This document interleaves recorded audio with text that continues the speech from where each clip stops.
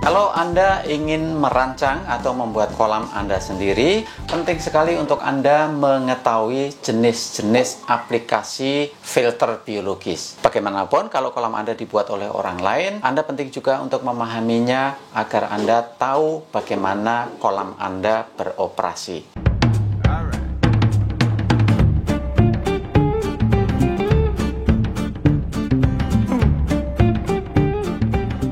Paman dan bibi, para pecinta dan peminat koi, nama saya Keko, saya adalah perancang kolam koi. Silahkan Anda subscribe kalau Anda baru pertama kali menemukan channel ini, sebab channel ini bisa menjadi referensi untuk hal-hal yang berkaitan dengan koi.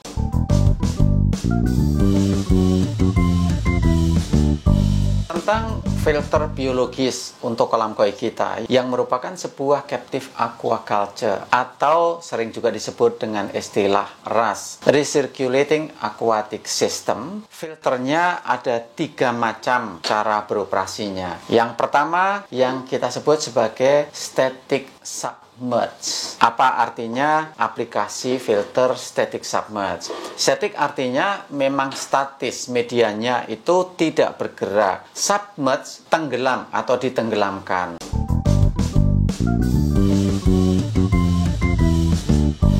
Jadi pada prinsipnya media filternya ditenggelamkan ke dalam air dilalui oleh air sirkulasi. Itu yang dilakukan dan inilah yang banyak sekali terjadi praktek di Indonesia. Medianya ditumpuk dan airnya diatur sedemikian rupa melewati semua bagian media tersebut. Oleh karena itu dibagi menjadi chamber-chamber biar mudah untuk dilakukan pemeliharaan dan mudah untuk mengatur sirkulasinya agar semua bagian media terlewati oleh air. Ada yang dari atas ke bawah alirannya, ada yang dari bawah ke atas, silahkan saja. Ada juga yang menyamping alirannya. Yang penting media filter biologis yang kita tenggelamkan semua bagian bisa terlewati air semerata mungkin. Inilah yang dinamakan sebagai static submerged filter. Ini aplikasi yang sederhana, cukup murah pembuatannya dengan segala macam implikasinya tentu saja. Nanti akan kita bahas lagi, kita bandingkan setelah kita diskusikan jenis-jenis yang lain.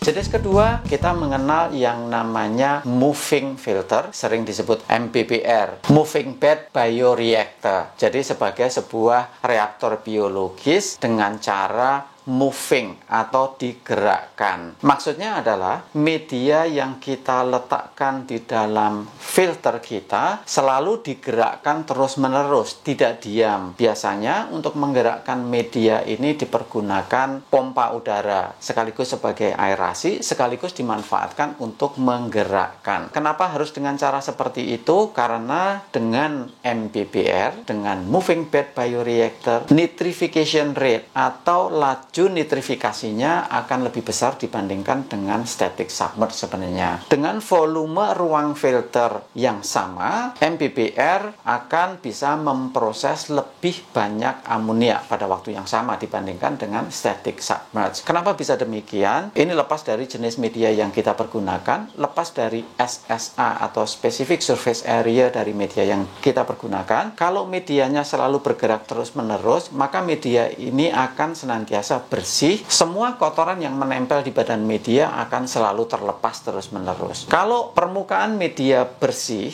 maka bakteri yang bisa hidup akan menjadi lebih banyak pada permukaan media tersebut. Yang kedua, keuntungannya adalah bakteri-bakteri yang sebenarnya sudah tidak cukup produktif, mungkin kalau manusia kita sebut saja bakterinya sudah tua, malah mereka bisa terlepas sehingga segera terjadi regenerasi dari bakteri. Jadi yang tumbuh dan hidup pada media yang moving adalah bakteri-bakteri yang masih muda, yang masih produktif sehingga bisa memproses amonia lebih banyak dibandingkan dengan bakteri yang sudah waktunya pensiun tadi ya. Itu adalah keuntungan kedua. Kalau dibandingkan antara static submerge dengan moving, seberapa besar perbedaan kapasitas nitrifikasinya memang tidak bisa diukur 100%, banyak sekali faktor faktor-faktor yang lain. Tetapi secara umum sebagai patokan, moving bed bioreactor bisa memproses hampir 2 kali lipat dibandingkan dengan static submerge. Itu perbandingan antara moving bed dengan static submerge yang hanya ditenggelamkan. Kita belum berbicara mengenai medianya apa yang dipakai untuk kedua jenis aplikasi filter biologis tadi.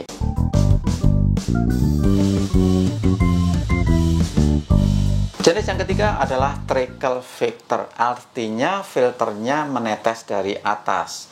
Sering juga disebut sebagai bucket shower atau showering, karena showering dari atas ke bawah secara bertingkat. Jadi airnya dipompa ke atas, ada tray atau tampungan yang di atas berisi media, airnya dispray ke situ, melewati media, kemudian akan turun kepada tray berikutnya, demikian seterusnya. Jumlah traynya ada berapa tingkat, itu tergantung kepada perancangnya masing-masing. Ini bebas. Jenis filter trickle ini juga mempunyai keuntungan kalau dibandingkan dengan submerged filter. Keuntungan pertama, trickle filter otomatis juga akan membantu aerasi. Meskipun kita harus mengabaikan sumber daya yang dipakai ya, listriknya tentu saja untuk memompa air naik ke atas lebih tinggi juga akan lebih banyak. Tetapi tetap memberikan keuntungan dari sisi aerasi kolam kita. Itu yang pertama.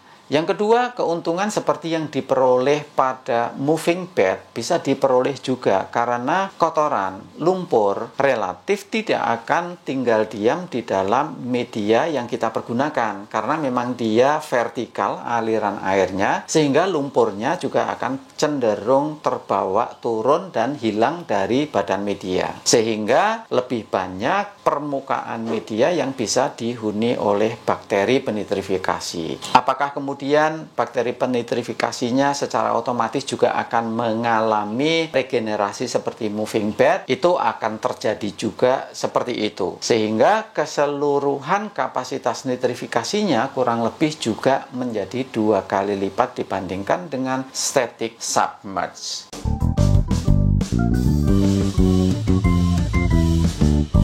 Baik, kita sudah mendiskusikan ada 3 jenis aplikasi filter biologis. Yang pertama static submerge, yang kedua adalah MBBR, moving bed bioreactor lengkapnya, dan yang ketiga adalah trickle filter atau bucket shower. Berikutnya yang perlu kita bicarakan adalah medianya apa saja. Kalau static submerge, media sebenarnya bisa apa saja, yang penting bisa ditenggelamkan di dalam ruang filter yang kita miliki. Itu saja, semua jenis media bisa dipergunakan untuk static submerge. Media yang sebenarnya dirancang untuk MBBR pun bisa dipergunakan di sistem filter yang static submerge. Media untuk bucket shower pun bisa kita pergunakan di static submerge. Itu kelebihan utama. Yang kedua, tadi sudah disinggung kelebihannya, ini mudah sekali dibuat, relatif murah, tapi memerlukan space lebih banyak. Kerugian yang lain, akumulasi sludge-nya akan menjadi lebih tinggi, sehingga sering terjadi gangguan terhadap koloni bakteri yang hidup di dalam media filter kita. Kalau kita tidak merancang dengan cermat, hal ini bisa menyebabkan kolam kita menjadi tidak stabil karena terjadi perubahan-perubahan situasi nitrifikasi yang juga akan mengubah keseluruhan ekosistem yang ada di kolam kita. Pembersihannya harus sering dilakukan. Itu tentang static submerge. Kemudian tentang moving bed bioreactor. Kekurangan utama, jenis medianya sangat spesifik. Kita harus menggunakan media yang dirancang khusus untuk itu, namanya adalah Kaltnesh. Ya, ada beberapa jenis Kaltnesh, tetapi kalau tidak dengan Kaltnesh sulit sekali kita untuk membuat moving bed bioreactor. Meskipun beberapa teman saya lihat cukup kreatif, mereka menggunakan media apa yang ada, bahkan sedotan dipotong-potong, kemudian juga bisa kok dibuat moving bed bioreactor. Meskipun tentu saja efektivitasnya sebagai rumah bakteri kalah kalau dibandingkan dengan Kaltnesh. Jadi kekurangan utama adalah itu. Kekurangan yang kedua, sebenarnya keseluruhan ruang yang kita miliki tidak 100% bisa kita isi, kita efektifkan sebagai wadah dari media. Agar bisa bergerak dengan cukup baik, seluruh ruang yang kita miliki hanya bisa diisi sekitar 50 sampai maksimum 70%. Tentang trickle filter atau bucket shower, selain kelebihan-kelebihannya, ada juga kekurangannya. Yang pertama tentu kita memerlukan kapasitas pompa yang lebih besar lagi, yang bisa mengangkat debit air cukup banyak pada ketinggian yang dikehendaki. Karena dia bersusun-susun ke atas, otomatis kita memerlukan kapasitas pompa yang lebih baik agar memenuhi debit yang kita kehendaki. Sebagai tambahan, bagi shower ini di Eropa sering juga disebut tower filter, karena memang membentuk menara ke atas seperti itu. Nggak tahu sampai berapa susun mereka membuatnya sampai menyebutnya sebagai tower filter. Karena kalau tower konotasinya kalau buat saya itu tinggi banget ya. Tapi pada prakteknya biasanya cuma sekitar 1,5 meter, 2 meter pun sudah terlalu tinggi dan kurang enak untuk dilihat dan diposisikan di kolam kita. Tapi ada beberapa kita lihat. Nah, dengan memahami ketiga jenis aplikasi filter biologis ini, saya harapkan Anda mempunyai lebih banyak keleluasaan untuk menentukan jenis media filter biologis apa yang akan diterapkan untuk kolam Anda. Pada video-video yang berikutnya, ada kemungkinan kita bisa membahas lebih spesifik lagi tentang setup masing-masing jenis tadi secara terperinci.